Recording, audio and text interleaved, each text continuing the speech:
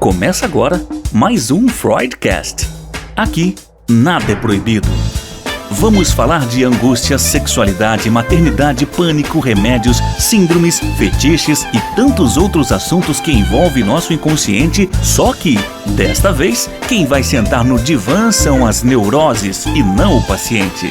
Alerto que nem sempre teremos respostas prontas, mas prometemos que, no mínimo, você vai ser desafiado para olhar a si mesmo e repensar sua vida. Começa agora, Freudcast. Olá, bem-vindo e bem-vinda ao Freudcast. Você já ouviu falar da Sabina Spielheim? Pois é, essa mulher tem uma obra maravilhosa no campo da psicanálise, mas por décadas ela foi silenciada ou esquecida. Ela só voltou, a ser lembrada em 1977, quando os diários delas foram descobertos. E aí os psicanalistas começaram a buscar, a estudar a obra dela, e viram a grande contribuição que ela fez, tanto no campo da psicanálise, quanto da psicologia infantil. E quem vai falar conosco sobre essa psicanalista também é a psicanalista Renata Udrer-Kronberg. Renata, bem-vinda ao Freudcast. Muito obrigada, Rose, pelo seu convite. Para mim é uma honra e uma alegria divulgar a obra da Sabina Spielheim, que saiu publicada esse ano, a partir de final de 1921, pela editora Blucher, em 2 volumes. Vou te mostrar, esse é o primeiro volume da Sabina Spielheim, da obra completa dela, e o segundo volume, os dois editados pela editora Blucher em final de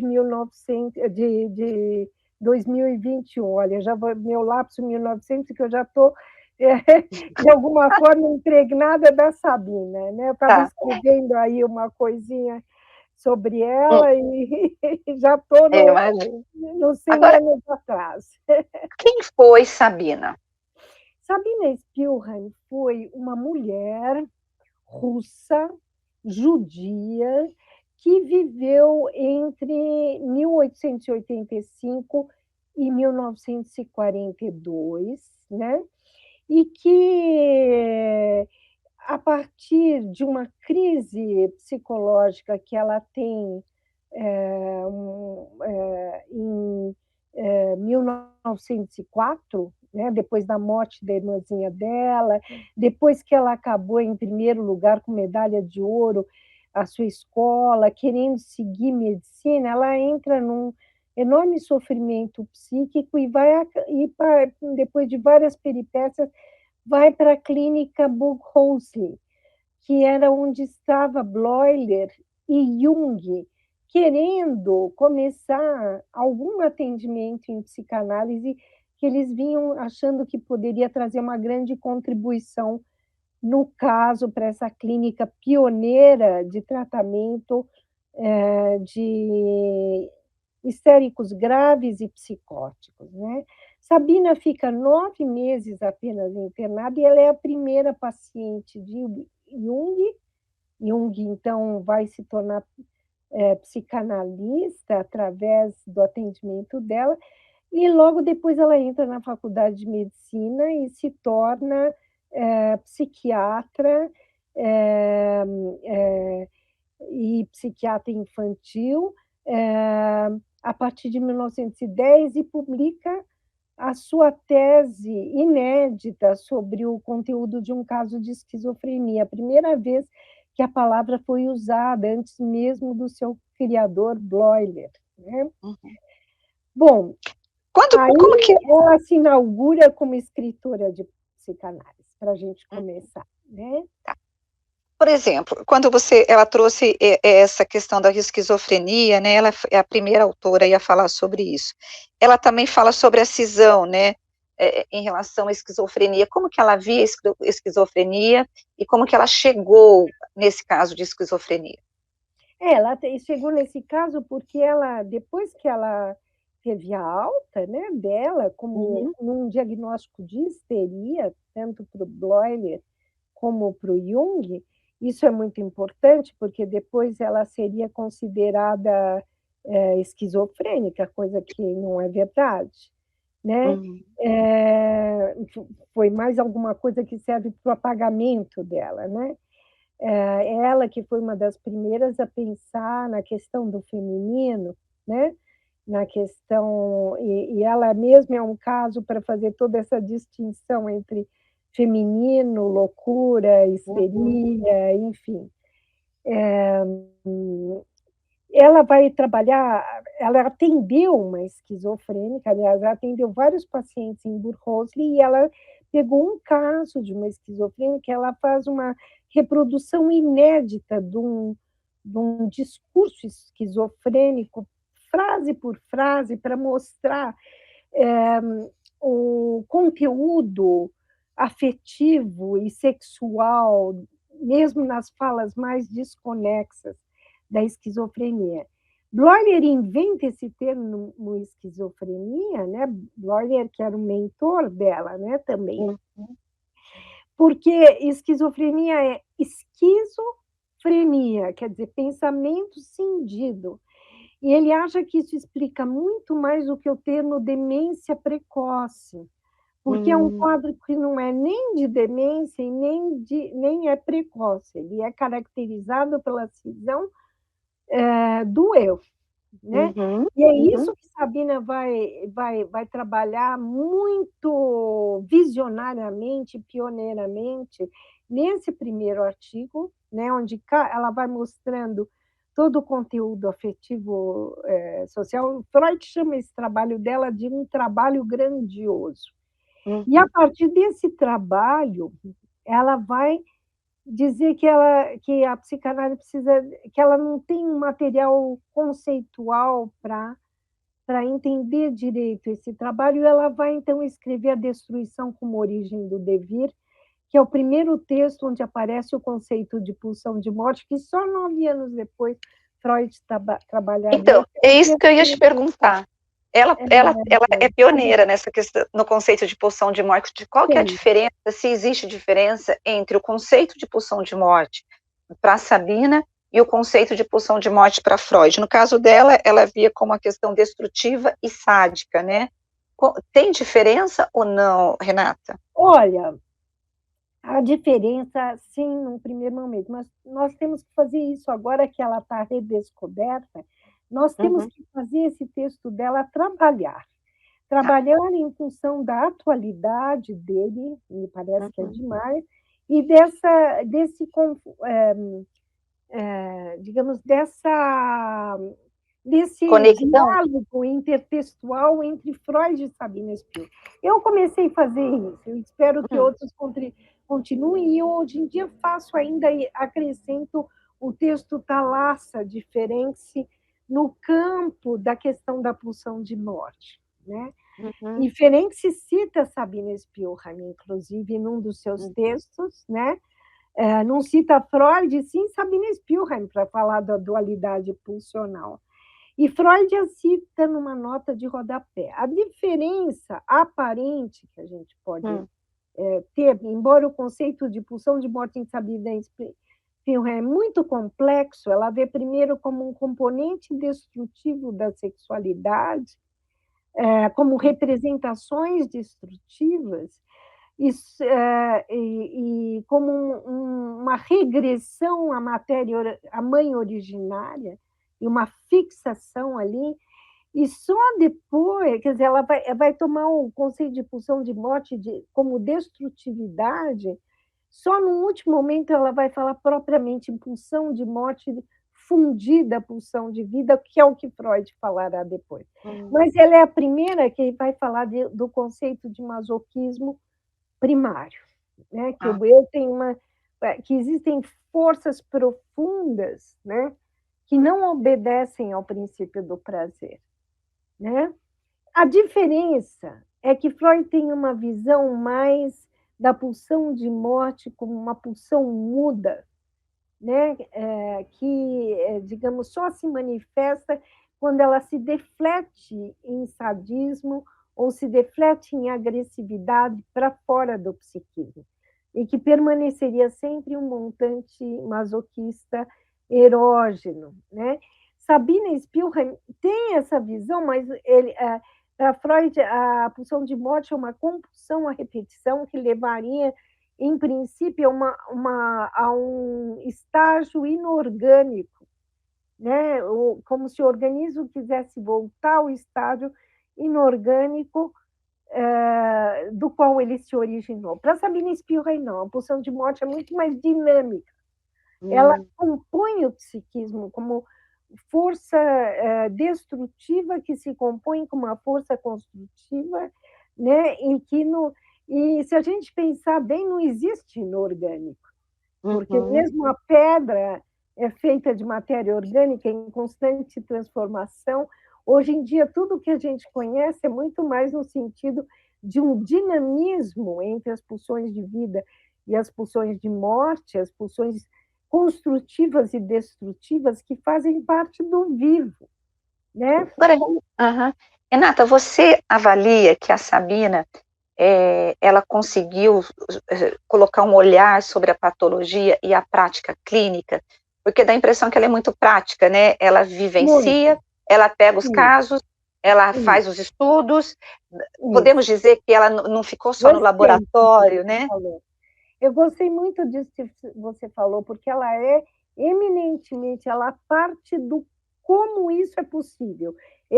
Esse fenômeno clínico, esse fenômeno psíquico, como ele é possível? Ela parte da sua prática, seja como psiquiatra, seja como psicanalista infantil, o qual eu mostro no segundo volume, que ela é a pioneira da psicanálise infantil, e não Melanie Klein ou Anna Freud, e nem mesmo Hermine Helmut, embora ela achasse que a Hermine era a pioneira, e ela vai trabalhando clinicamente, depois, quando ela vai para o Instituto Rousseau, com a educação infantil, com o tratamento de crianças e também de afásicos na clínica do Instituto Rousseau, ela vai formulando uma teoria a partir sempre daquilo que ela observa clinicamente.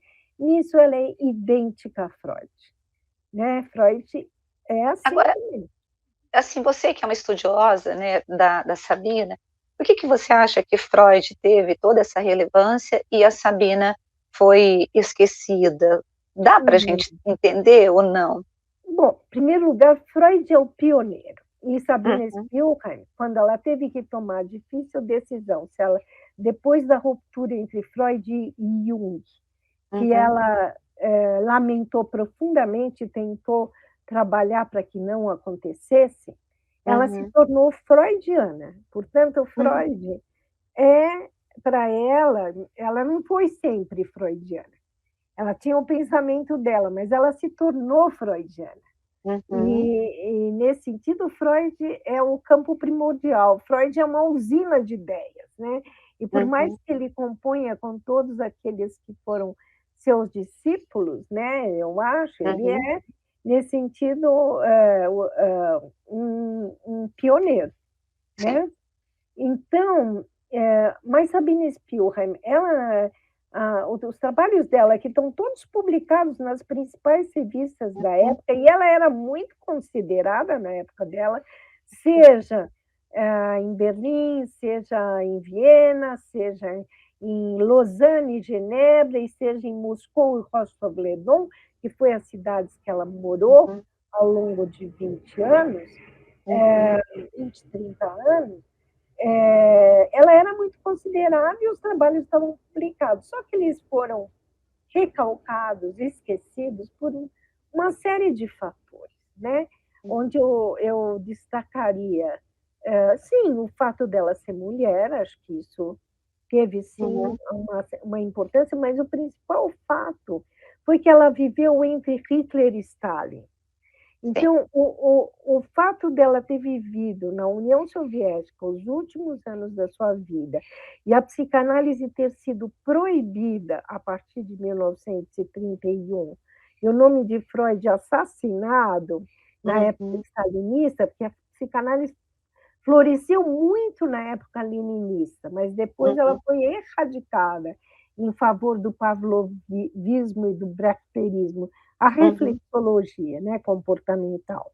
Uhum. Então, e logo estarem com as políticas, assassinas dele, né, do grande terror de 37, só para resumir que matou todos os irmãos dela, eminentes Ela intelectuais. mesma foi assassinada, né? Ela foi assassinada na invasão que Hitler fez, que o Uhum. nazismo hitlerista fez de Rostov-le-Don, que eliminou junto com ela, num mesmo dia, 1.500 judeus, soldados soviéticos e ciganos, né? Uhum. Então, ela e as filhas dela.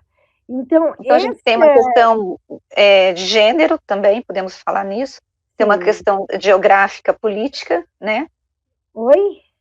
Temos uma Ah, questão geográfica política, porque ela isso. estava na Rússia, Eu tal, né? acho que essa foi a principal, Aham. no meu entender. Tem uma questão, então, dela ser russa, judia, por isso que eu marquei mulher russa Uhum. judia, porque tudo isso vai favorecer o esquecimento da importância dela. E ela tem Uhum. uma obra de 34 artigos conhecidos, 3 ainda não foram encontrados, mas 34 conhecidos, dos quais 7 deles são absolutamente visionários e seminais e muito atuais, né? Eu acho Uhum. que o sentido dela não é só recuperar a obra dela, não é só por uma questão histórica, mas por uma É, questão de que ela pode nos ser útil. algumas informações chegam de que, apesar dela ter ser amiga do Freud, né, seria a relação afetiva dela entre ela e Jung que acabou separando Freud, e porque o Freud começou, através dessa relação de amantes, os dois, ele começou a estudar a contratransferência. Isso é real ou não?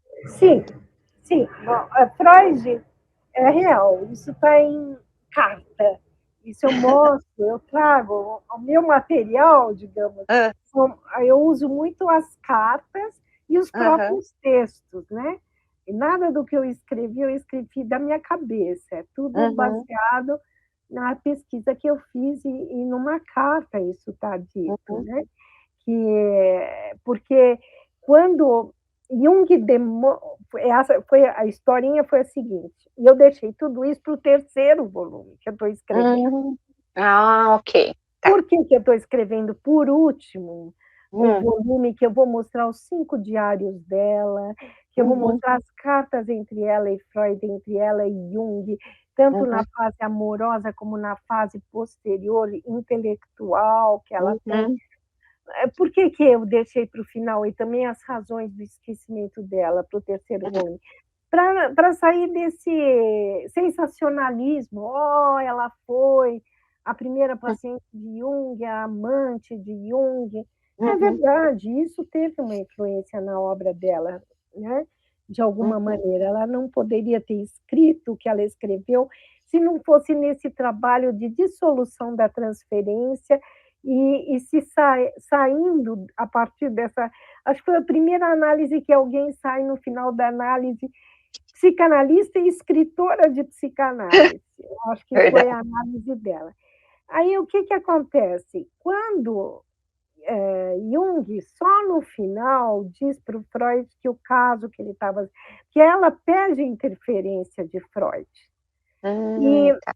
e Freud, muito sutilmente, vai encaminhando ela para ela ir resolvendo a questão dela com Jung de uma maneira que Uhum, ele não foi nada moralista, né? legal. Uhum, Mas foi muito afetivamente envolvido. Ele diz para ela: olha, se você quiser ter um filho com Jung, você pode ter, mas você vai ter um filho como mãe solteira, mas você vai ter todas uhum, as consequências disso. E ela então faz do Siegfried, que era o filhinho dela com o Jung, porque eles assistiram a obra do Wagner, Anel de Nibelungos, juntos, uhum, e eles tomaram esse Siegfried como um filho ok. idealizado. E ela transforma ele no texto A Destruição como Origem do Devir, num filho sublimado dessa relação. Olha, que legal. E Freud justamente vai dizer numa das cartas, desde o seu caso, que o seu herói alemão não tem mais o valor que tinha para mim, que ele era o filho dileto do Freud, Uhum. né?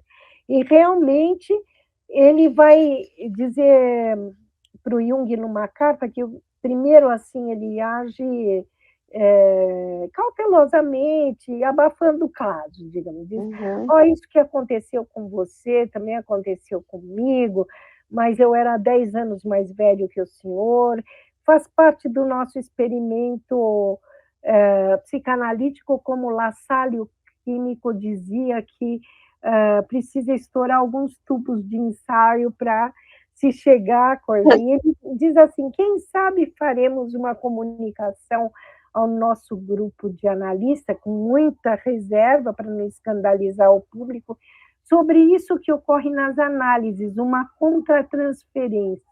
Então, nessa primeira carta, é a primeira vez que ele usa a palavra contratransferência, que ele não usaria muito ao longo da sua vida.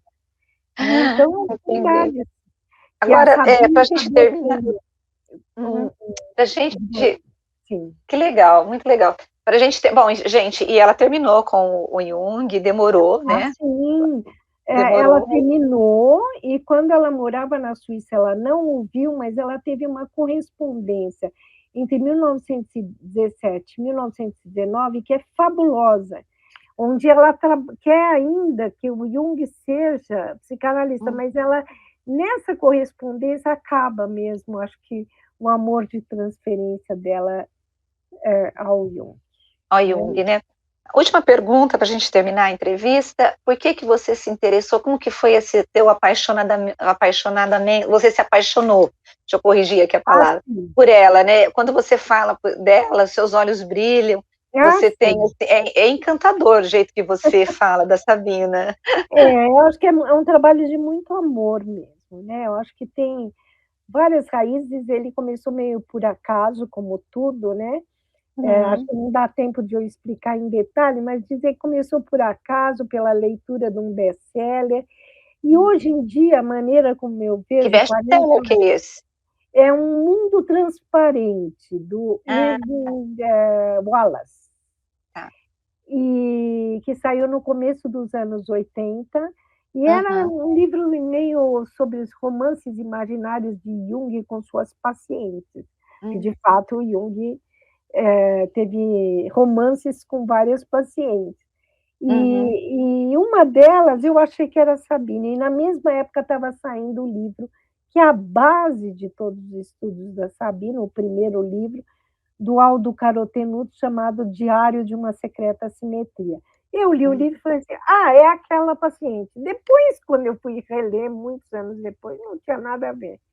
E depois o que eu fui descobrindo ao longo da vida, né, ao longo desses 40 anos de trabalho, é que está profundamente arraigado no meu inconsciente transgeracional, já que a minha família veio da mesma região onde Sabina nasceu, né? Ai, Então, que legal. resumidamente, seria isso. Assim, Onde?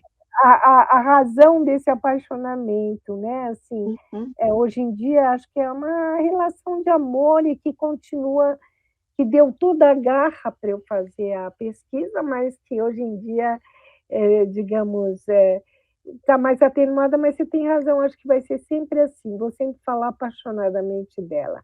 É impressionante. Onde, para os nossos ouvintes, onde encontra os teus livros sobre ela? Sim. Olha, Fala os nomes certinho para a gente, para os pois ouvintes. não. Esse Uhum. primeiro, os dois chamam-se Sabina Spielrein, uma pioneira, opa, deixa eu ver aqui, uma pioneira Uhum. da psicanálise, Obras Completas, volume 1 e Obras Completas, volume 2. Essa Ok. capa, inclusive, ela é composta de cartas da minha família misturada com cartas dela, que Ai, meu que legal. marido fotografou. Foi um motivo de grande alegria para mim. E a Uhum. gente encontra esses livros no site da editora Blucher, na seção Psicologia e Psicanálise, então lá é que eles podem ser adquiridos. Eu imagino que exista também em livrarias, mas com essa pandemia eu não circulei muito pelas livrarias, então é mais fácil, tudo virou online, eles chegam rapidinho. E o terceiro volume você lança quando? Olha, eu estava achando que eu lançava em 2023, não, provavelmente, com certeza 2024, eu estou escrevendo ele, se der tempo, ainda em 2023 é lançado, se não em 2024. Tá certo. Renata, foi um prazer falar com você, foi uma aula, adorei, muito obrigada por reservar um tempo da sua agenda para falar comigo aqui no Freudcast. Muito obrigada, um prazer, viu? Gostei bastante, obrigada. Rose. Obrigada. Muito obrigada. E eu quero agradecer você que ficou conosco até este momento. Com certeza você deve ter ficado muito curioso e você vai buscar esses livros da Renata Udler para poder aprender mais sobre a Sabina. E eu quero agradecer e convidar para estar comigo no próximo episódio do Freudcast, porque com certeza nós teremos mais um psicanalista e um assunto muito interessante para você. Beijo. Tchau.